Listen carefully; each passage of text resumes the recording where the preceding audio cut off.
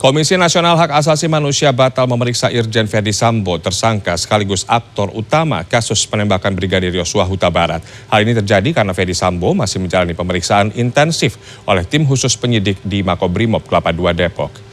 Komisioner Komnas HAM Khairul Anam mengatakan sebelumnya pemeriksaan telah dijadwalkan oleh Komnas HAM pada Kamis siang 11 Agustus untuk memperdalam keterangan yang sudah dikumpulkan guna mengusut kasus penembakan Brigadir Yosua. Namun menyangkut penyidikan intensif, pemeriksaan oleh Komnas HAM dibatalkan. Sementara itu, pemeriksaan istrinya Putri Chandrawati pada Jumat 12 Agustus juga belum ada konfirmasi lebih lanjut. Menurut Khairul, hingga saat ini belum ada kesimpulan baru tetapi terindikasi adanya upaya obstruction of justice terkait dengan perusakan TKP dan pengaburan cerita yang dapat menghambat proses penegakan hukum. Belum bisa Pak Ferdy Sambo untuk memberikan keterangan kepada Komnas HAM. Alasannya adalah teman-teman penyidik sedang mendalami Pak Ferdy Sambo. Hanya itu yang disampaikan kepada kami dan kami ucapkan terima kasih kepada Pak Komjen Agus ya sebagai Kaptim bahwa karena memang ini adalah proses penegakan hukum, proses dari teman-teman penyidikan. Oleh karenanya kami menghormati proses tersebut. Sementara itu penjagaan di gerbang utama Makobrimob diperketat jelang pemeriksaan perdana Irjen Ferdy Sambo sebagai tersangka kasus meninggalnya Brigadir Yosua oleh penyidik tim khusus yang dibentuk Kapolri. 2 unit kendaraan taktis dan sejumlah personel Brimob yang dilengkapi senapan serbu berjaga di depan gerbang utama Makobrimob.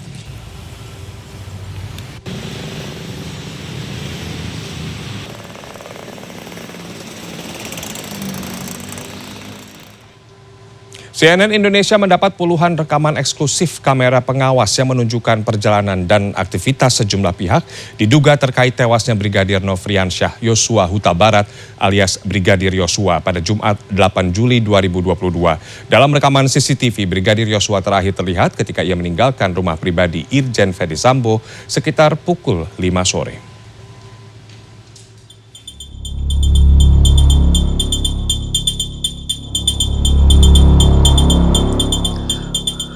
Rekaman CCTV dimulai dari kota Magelang, Jawa Tengah. Pada 8 Juli 2022, rombongan terdiri dari 3 mobil.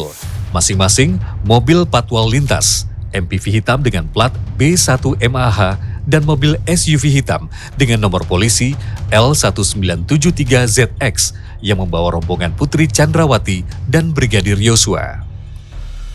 Rombongan tertangkap kamera CCTV pada jam 14:02:28. Saat itu, mobil sempat berhenti di rest area kilometer 86B Tol Cipali. Pada jam 14:03, terlihat Brigadir Yosua mengenakan baju berwarna putih keluar dari mobil SUV warna hitam dengan nomor plat L1973ZX menuju toilet. 3 menit berikutnya, rombongan mulai bergerak meninggalkan lokasi rest area menuju arah ke Jakarta. Saat masuk Jakarta, iring-iringan kendaraan terekam CCTV saat melintas di JPO Mampang Perapatan dan Madrasah Saadatul Darain. Sementara dari rekaman CCTV di rumah pribadi Ferdy Sambo di Jalan Saguling 3, real-time CCTV pada jam 15:29:57, tampak Ferdy Sambo memasuki rumah dengan pakaian seragam dinasnya. Dari CCTV di lokasi yang sama, pada jam 15:37:38, tampak anggota Nakes yang akan melakukan tes PCR masuk ke dalam rumah Ferdy Sambo. Kemudian, pada jam 15:40:47, mobil MPV hitam yang digunakan Putri Chandrawati juga tiba di rumah Jalan Saguling 3. Jam 15:41:29 waktu Indonesia Barat, merekam Putri Chandrawati masuk ke dalam rumah mengenakan sweater hijau dipadukan celana legging hitam. Diikuti aktivitas ajudan memasukkan barang-barang ke dalam rumah tersebut. Brigadir Yosua Huta Barat yang memakai kaos putih dan celana jeans biru ikut masuk ke dalam rumah.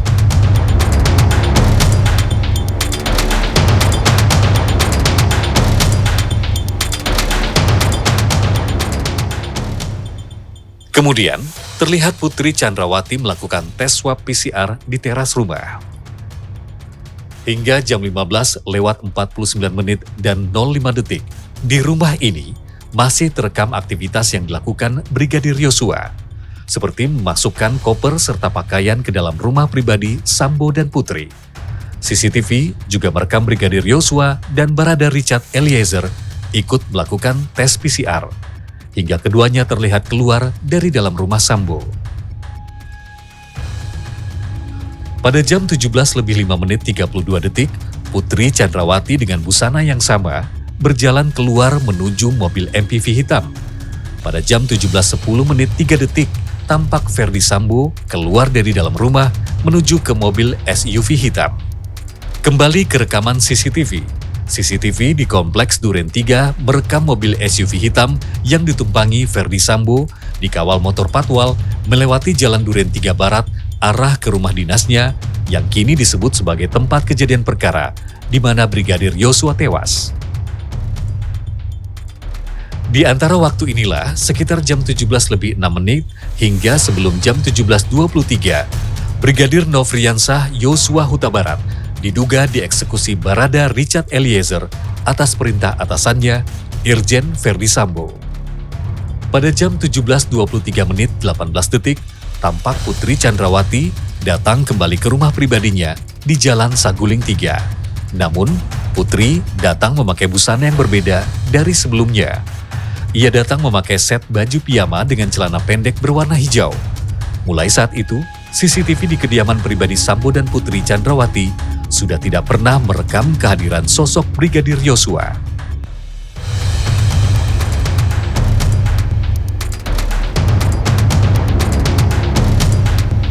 Pada jam 18:33:36, CCTV merekam mobil dinas Avanza Satreskrim Jakarta Selatan melintas di Jalan Duren 3 Utara 1 arah ke TKP.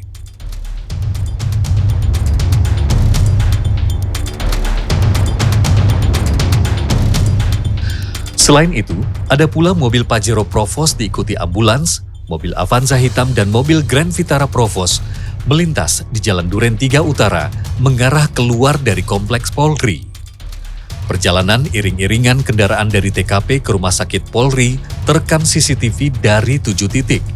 3 diantaranya dari sebuah tempat penitipan motor di samping PGC Jalan Dewi Sartika dan JPO halte busway Kramat Jati. Real-time CCTV pada jam 20:16:45 merekam rombongan mobil Pajero Provos, ambulans, mobil Avanza hitam, serta mobil Grand Vitara Provos mulai memasuki area Rumah Sakit Polri. Rombongan mobil yang salah satunya diduga membawa jasad Brigadir Nofriansah Huta Barat mulai masuk area parkir Rumah Sakit Polri Kramat Jati.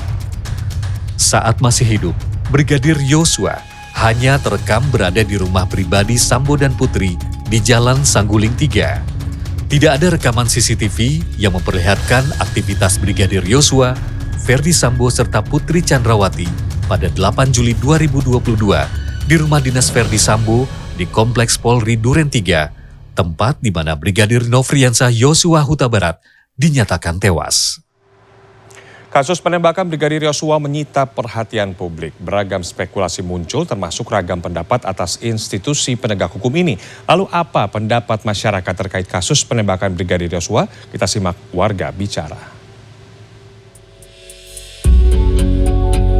Meski sudah terdapat sebanyak 4 orang yang ditetapkan sebagai tersangka dalam kasus penembakan Brigadir J yang salah satunya adalah Irjen Pol FS, tidak lantas kasus ini selesai.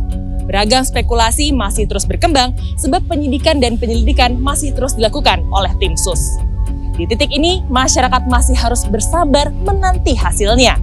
Lantas, apakah masyarakat masih percaya kepada kepolisian? Mari kita cari tahu. Mas, ini kan akhir-akhir ini lagi viral banget banyak pemberitaan soal polisi, terutama kan yang terakhir nih soal penembakan polisi terhadap polisi begitu ya Mas ya. Kalau dari Mas sendiri masih percaya nggak sih sama polisi dan pemberitaan yang akhir-akhir ini beredar begitu? Saya pribadi masih percaya sih sama polisi karena bagaimanapun mungkin itu hanya sebuah kasus ya, ada kasus ya mayoritas saya yakin nggak seperti itu sih. Sebetulnya sih nggak bisa digeneralisasi ya kalau misalnya polisi itu nggak bisa dipercaya. Ya memang kasus ini emang sangat disayangkan ya. Kalau awalnya pas publikasi pertama itu kurang percaya ya senarionya karena masih janggal gitu. Terutama yang klaimnya pelecehan seksual itu. Tapi pas kesini mulai agak percaya sih gitu. Karena kan udah yang paling atas juga udah ini kan udah turun tangan. Terus kayak Pak Mahfud MD juga udah komentar gitu kan, jadi makin percaya. Cuma masih ada yang ada yang janggal di pengungkapan motifnya itu kan belum ketahuan gitu. Kalau saya pribadi untuk kepercayaan sama polisi sih masih ya, cuman tidak sepenuhnya. Karena melihat berita yang beredar sekarang itu kasusnya kan polisi sama polisi ya. Nah jadi itu yang saya sendiri masih kurang percaya, kenapa sih sesama polisi bisa saling tembakan, apa sih yang memicu masalahnya gitu kan. Terlepas dari hal ini aku masih percaya karena mungkin seperti aku bilang sebelumnya nggak semua personil seperti itu. Nah, menurut Mbak, di dalam kasus ini ada nggak sih pertaruhan antar polisi sebenarnya? Menurut saya sih ada sih, karena itu kan polisi yang tingkat atas ya. Saya ngelihatnya nggak seperti itu sih Mbak. Nggak mungkin karena ada motif tersendiri aja sih, karena ya masalah internal mungkin seperti itu sih. Tapi saya tidak tahu pasti karena saya sejauh ini belum sampai mendalami kasusnya karena saya hanya masyarakat, jadi saya hanya melihat berita-berita yang beredar gitu. Ya karena kan pasti dia menjaga nama baiknya sendiri kan. Itu sih pasti ya, tapi kita sebagai masyarakat hanya ngelihat dari berita, monitoring, dan hanya memberikan, sekarang kan media sosial udah cukup berkembang ya. Dari situ kan kita bisa ngelihat kapasitas netizen dan support dari rakyat untuk memberikan opini-opini dan membangun pasti untuk polisi Republik Indonesia. Terakhir Mbak, harapan dari Mbak terkait dengan kasus ini supaya bisa terungkap fakta sebenar-benarnya seperti apa sih Mbak harapannya? Play fair aja sih dan mengikuti rules yang emang udah yang sudah ditulis dan jangan lupa kalian udah bersumpah loh. Kepolisian itu udah nggak bisa dipercaya sama masyarakat gitu karena ada kasus-kasus yang nggak terungkap. Bagaimana masyarakat bisa mencari keadilan gitu. Ya kedepannya ya semoga sih lebih transparan aja sih dari polisi dan pihak-pihak